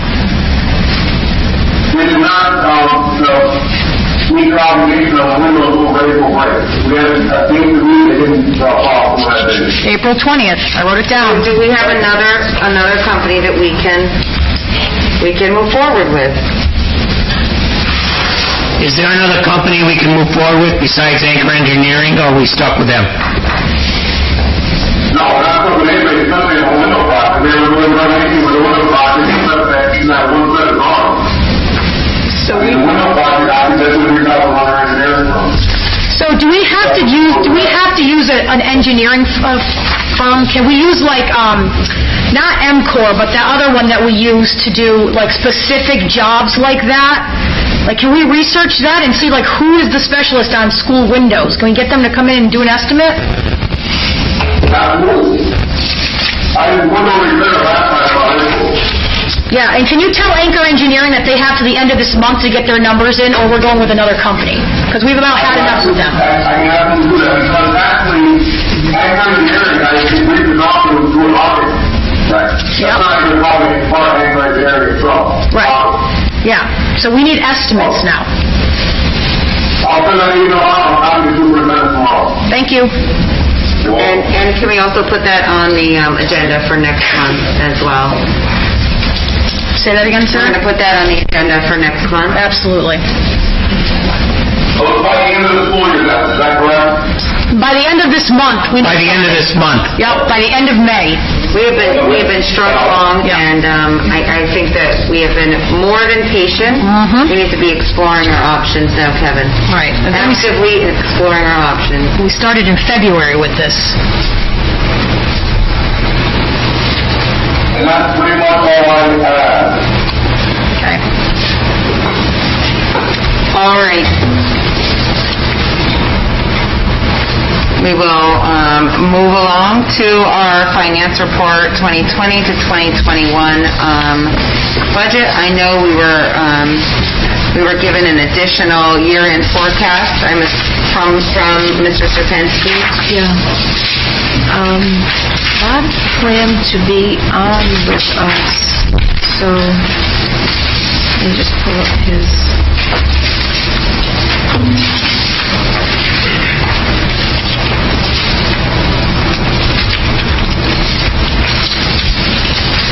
Would you like to skip down to item number 4 on the finance report while we're waiting, which is the food service? Yeah, you also, I think, received that.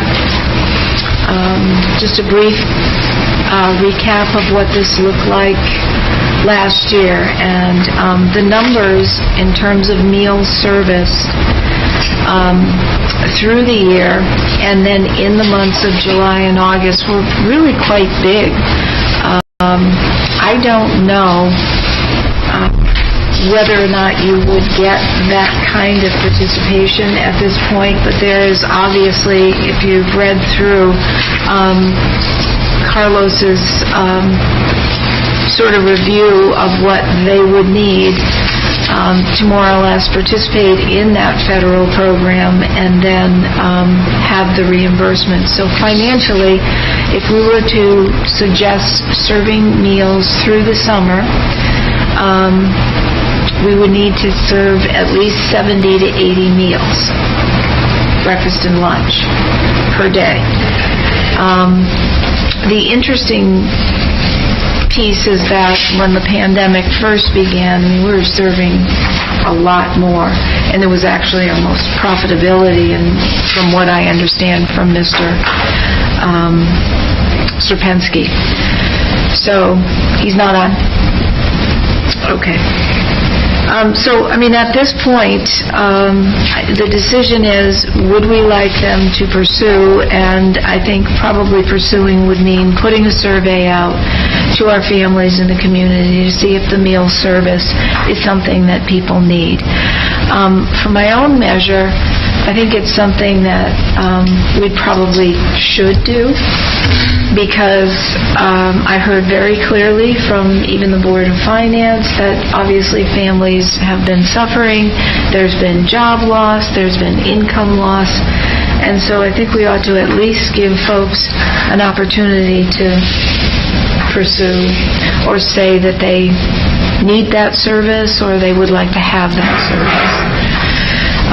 How it will happen, I don't know whether it's a in the building kind of thing, or it's an outside grab and go. I don't know whether it will be 2 days or 3 days or just a limited amount of time, whether those lunches could be something that's done here. I don't know what he's planning, but he is letting us know that he would need to do that kind of survey, and that's more or less what Mr. Serpensky was asking us on Mr. Veracruz's behalf. So, any thoughts on that? Go ahead. Matt, Nicole, good? Yeah, we're good. Dawn, what are your thoughts? So my question is, noting that financially they would need 70 to 80 meals, breakfast and lunch per day to break even, what if the surveys came back with a 60 need? Yeah. Would we say no? I mean, the 60 need, it doesn't necessarily mean their 70 to 80, but that's a 60 meal need in our community. Yeah. I think that, what would you do if there were 10 less than what the low end is? I don't know. I would imagine if we identified 60 families and we knew that they were hungry and we knew that they needed that service, then the board would be making a commitment to, paying for whatever needs to be paid for. Let's put it that way. The survey might just give Carlos an idea of what to plan for. Also, right? If nothing else. Yeah. I think it's appropriate. Maureen? I did hear from one of the food workers that said, please don't make us work for the summer. So, as his last line says, that the other challenge for the summer will also be staffing. He only has one committed, so, and that's all I've heard so far. But they hire their staff, right? That's not really our concern? No, I'm just saying. I just want to make sure. Throwing that out there. I said I would make it known. Yeah. Okay, so how would you like to handle the budget report? We expected him to be on, so I don't know what's happening there. But we can see that we're chugging along, and I think if you look at his forecast, we're still showing some healthy balances in a number of our accounts. We have experienced an increase in some of the special education expenses, but obviously we're still going to end in the positive, 175 to 200,000 in terms of funds that might go back in some degree to the town. There are some areas that are going to end with significant positive budget balances, and we can do some transfers for those that, may be in jeopardy. The excess cost reimbursement in February we received it. The district received it in the amount of $369,000 plus, and it was 75% of that full year payment. The state has projected full year reimbursement at $492, so it's about $36,700 higher than the revised budget, and $162,815 higher than the original budget. Total salary expense for the year is probably going to be under budget. And we know that we've used much less in that substitute line item. And obviously we always mention that, going a half a year without the curriculum director, we saw something in savings there. Magnet school tuition is approximately $40,000 under budget. As you know, we have less kids going out.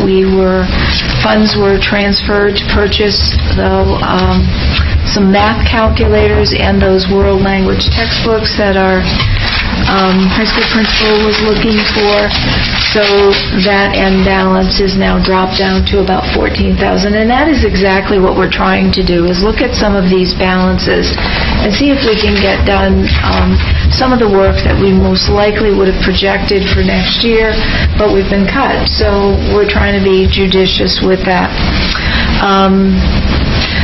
The net cost for special ed, including pupil services, student transportation, private and public transportation, tuition expenses, and Medicare reimbursements, increased last month's forecast. They're still expected to have a positive variance of about $162,000 at this moment. But it is lower than last month's forecast, and I'm sure our SPED director sitting there would be happy if she knew that we are anticipating that more of those funds could be expended, because there's a lot going on and there are higher costs for things than what we might have anticipated before. Group health insurance has improved again and is expected to be about $49,000 over budget, and that's one of the main reasons for the negative variance. One other area, if you're turning the page on that, our legal expenses are about $38,000 over what we had budgeted through the end of April. I'm expecting that may continue to move up. We've had a number of issues, and Bob is projecting a negative variance of about $66,000 there. Ongoing contract negotiations. We are still working on the pension plan fund and a solution to that, as well as a lot of issues related to COVID and some policy matters and so on. Other expense accounts that will have favorable year-end balances as a result of the pandemic are, of course, the athletic coaching stipends, where there was a savings there, student travel, because we're not doing that, field trips, and fees for officials and tournaments. Expenses are continuing to be monitored to identify any unexpected changes or deviations in the forecast. And so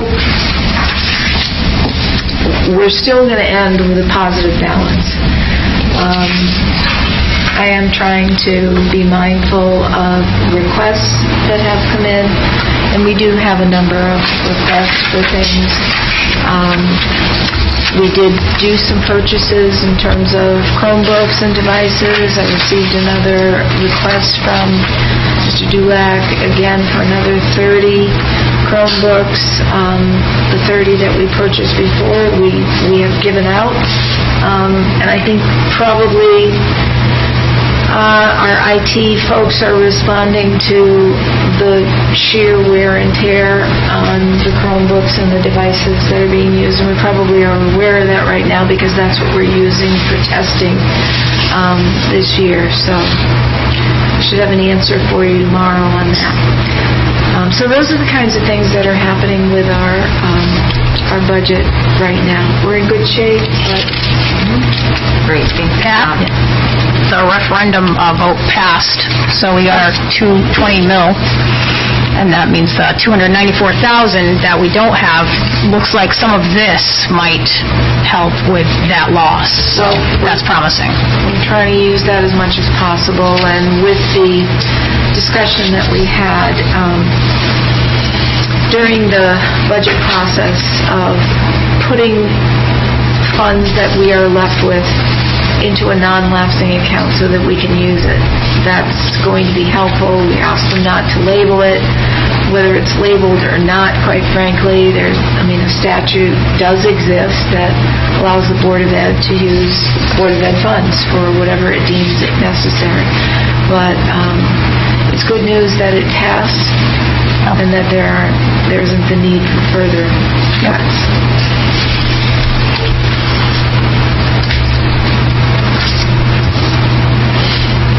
Thank you. Would you like to speak to the COVID-19 relief funds any further tonight, Pat? We still have some of those funds available to us, and we're using them to work through some of the stuff. We're also looking to purchase ahead on some of the cleaning products and paper towels and those kinds of things that we're going to need. I don't know exactly what. Bob, I know, is watching that very carefully, and then we have additional ESSER relief funds that we've written for. Those are really, we're using them carefully. All of the first round that we were awarded, the 347, we are not looking at any type of HVAC, mechanicals, any of that kind of thing that we could use it for. ESSER 3 application will be coming out soon.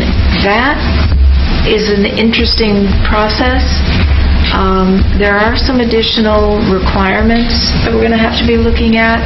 There's a need for innovation. There's a need to really address family and community partnerships and how we're engaging them in the work that we're doing. So we're going to have to be mindful of that.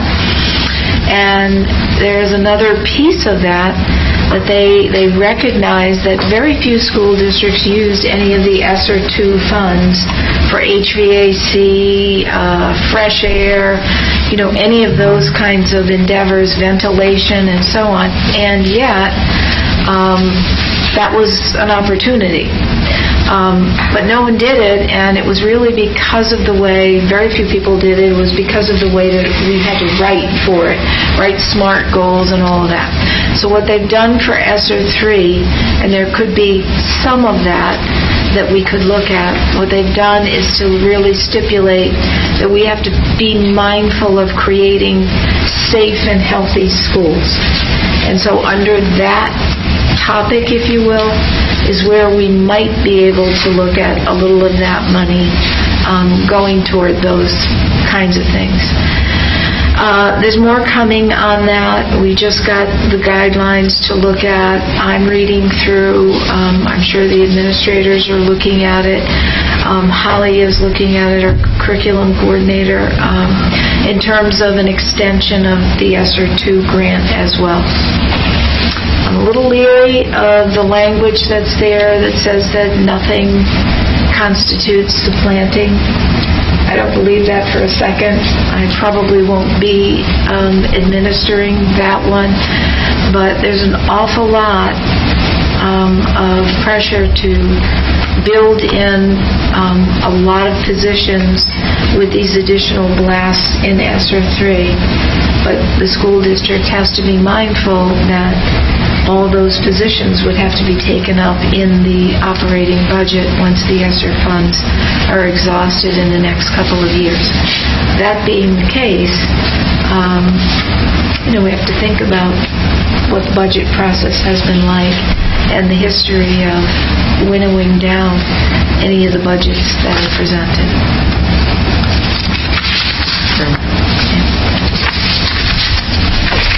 Great. Do you have any updates for us for the 2021-22 budget as of right now, or should we take that up with the finance and facilities? Yeah, I think I'd like to do that because we just are sure now of where we've landed. I can say, though, with certainty that at least insofar as the 21-22 budget, even with the $294,000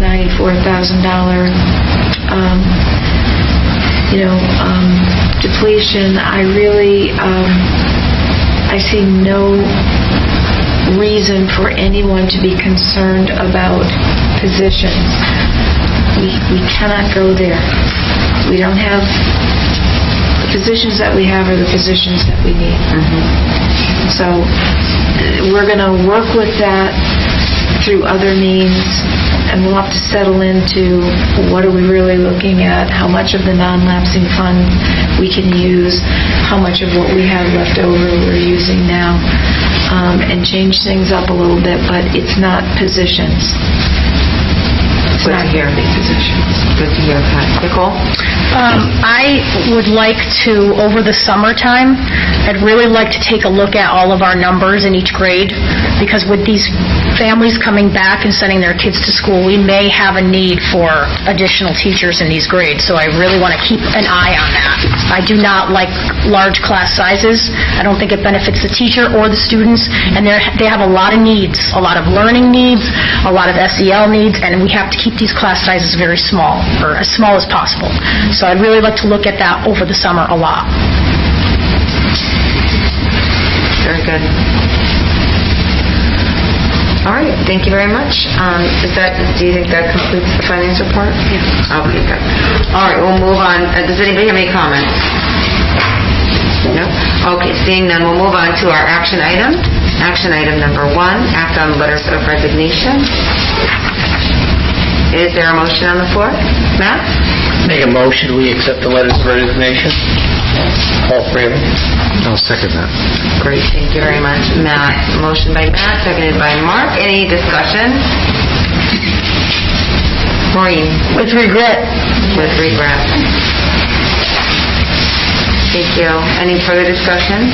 All those in favor of approving the letters of resignation, please raise your hand. Great, that passes unanimously. Thank you very much. Action item number 2, act on the 2021-22 unaffiliated salaries. I think we're going to need a little bit of background on this before we entertain that motion. Yeah, and quite frankly, I'm going to need some direction as well from the board. I don't know what your process has been in the past. What I have and what you have under the financial area, action item area, is the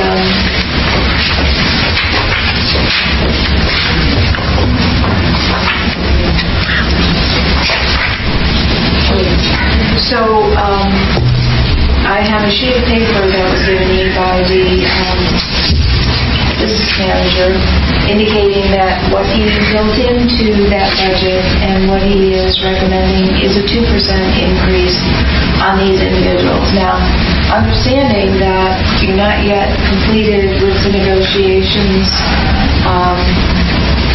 for the group that we're managing or attempting to get a solution to the pension plan. But he's recommending and saying that what was built in is 2%. It's an unusual list of unaffiliated individuals, so you would have more experience than I do with how you handled this in the past. But that's the recommendation, and that's what's in the budget.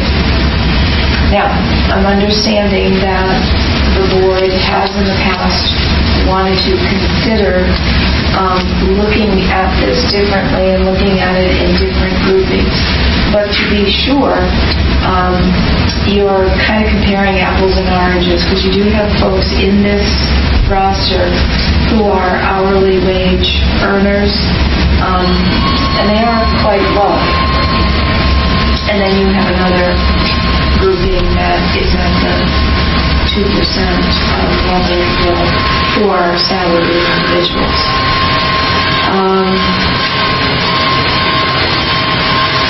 So that's where we are. I don't know of an effective way. I did inquire of some other business managers who work these things differently, of an effective way to separate the individuals.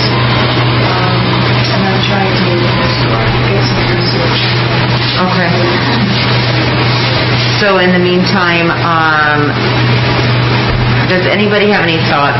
Last year we did have a lot of discussion about this exact action item. Go ahead, Matt. So just a question. These are like non-union employees, correct? Correct. So is there any way to tie performance to these raises at all? Like performance evaluations on the individual over the past year? I don't know of any policy that the board has that states in any way that performance isn't tied to people's salary levels, or at least thinking. We could write a policy related to that, but what this means is that all of these individuals are not in one bargaining unit, and all of these individuals are not bargained in any way. So, in a sense, they are tied to performance. At least I'm sure that's the way they're thinking of them. So we have individuals, if they're in good standing, they're appearing on this list. I would think that what your expectation would be is that administrators and individuals who oversee these folks would be evaluating them on a regular basis, right?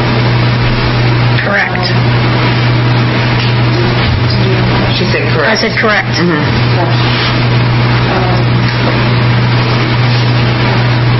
Alexis? I would be in favor of tabling until the superintendent had time to give us more information, because I do remember last year wanting to be equitable, and I still don't see that this list is equitable, so I would be more comfortable tabling until we have more information. I agree. I agree with that too. Same here.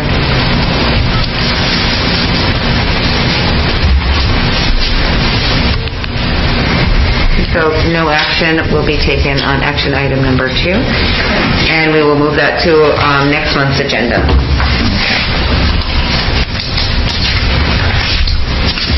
Okay, that moves us on to action item number 3, act on the 1-year extension of turf and landscape agreement. All right. I don't know if Kevin, did you intend to speak to that in terms of history and also performance? Yes, sir. Jim has done an awesome job for the past 4 years we've had him. It was a 3-year contract with a 1-year renewal. We'd like to actually keep him for another year. I would like to caution the board due to last year's contract extension language. There is under number 2 cost. The contract cost will be based upon the current contract year. The annual increase of $500 per year is requested that this is slightly less than 1%. His contract is $50,900. So a $500 increase would be, $51,400, if you will. But he's been very responsive to the needs of people with allergies and so forth. He's worked on some days. He's worked on the athletic schedule. He's done everything he could to make sure that the schools are looking good, and I'd like to see him come back earlier if possible. Nicole, do you have any thoughts on that? I mean, we don't have any equipment in-house to get all 3 schools done, so I would be in favor of doing another year with him. Is this the last year we could extend this? Is that? Yes. Okay. We should put that on the radar that we have to put that out to bid again. Yep. Otherwise, we have to start a bidding process now, request for proposals. He is reminding us in his communication that he says that he's very willing to continue and he would like to continue. He's reminding us that he had in the original agreement 2 one-year renewals, and you've given him 1. I'm thinking that you may want your new superintendent, your permanent superintendent at some point to be involved in that process. The only thing I would caution is that I don't think this request to renew literally came in this year. I'm made aware that he is interested in renewing for another year, but this was something that came in last year when we gave him that renewal. Yeah, so if we're going to make any changes, we're going to start in the fall. We're going to look at this and snow removal. Does he need to submit or communicate with us for this year as well before we can vote to extend? I think he's orally communicated. He has. He will simply just give us another contract, a 1-year contract extension. He's on that path. Did you hear me? Could you repeat that, Kevin? He will simply provide us with a 1-year contract extension. And you have spoken with him about this coming year? Yes, I have. He actually, he doesn't need this contract. His kids are both in school, obviously. He's in town. He's a retired state police trooper. But he will do it for another year, and I think we're lucky now, to be honest with you. I would just make the suggestion to have the 1-year contract dated, because this one isn't dated. So if you could ask him to submit something that was actually had the 2021 year date on it, that would be great. We need to have the next contract make sure it has the 2021 date on it. The last contract didn't have a date. Okay, Kevin? Great. 21, 22. 21-22, correct. The original extension did not have a date on it. The original extension doesn't have a date on it. Okay. All right, is there a motion on the floor? Motion to approve the, what is this called? Turf and landscape. Turf and landscape contract for 1 more year. And I'll second that. Thank you, Mark. Motion by Nicole, seconded by Mark. Any further discussion? Do we have to specify the year? This is 21-22, correct? Yep. Thank you, Nicole. Any further discussion? All those in favor of approving a 1-year extension for the 21-22 school year, please raise your hand. Okay, that motion passes unanimously. Thank you very much. Item number 4 is a amended action item. Is there a motion on the floor? I move to direct the administration to implement an in-person learning program without a 100% remote learning option for the 2021-2022 school year unless required by the Superintendent or if deemed necessary by the Board of Education. This does not prohibit the implementation, use of remote learning for emergency situations as directed by the Superintendent. Thank you, Alexis. Motion by Alexis, is there a second? I'll second. Oh. Seconded by Maureen. Any further discussion? All those in favor of the motion, please raise your hand. And that passes unanimously. Thank you very much. Okay, that brings us to an amended item on the agenda. We will be moving into an executive session for the purpose of discussing the superintendent contract. Thank you. Are we inviting anybody? We are not. Okay. Sorry, Pat. I feel like I have to apologize. I was like, I get to go home.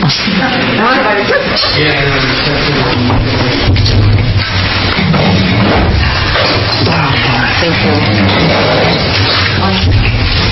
Take your time. 9:44. I'll take this back and What we got out of it? Chelsea's desk because Matt doesn't want his policy manual, even though he should have it, because we all should have one. Okay, thank you.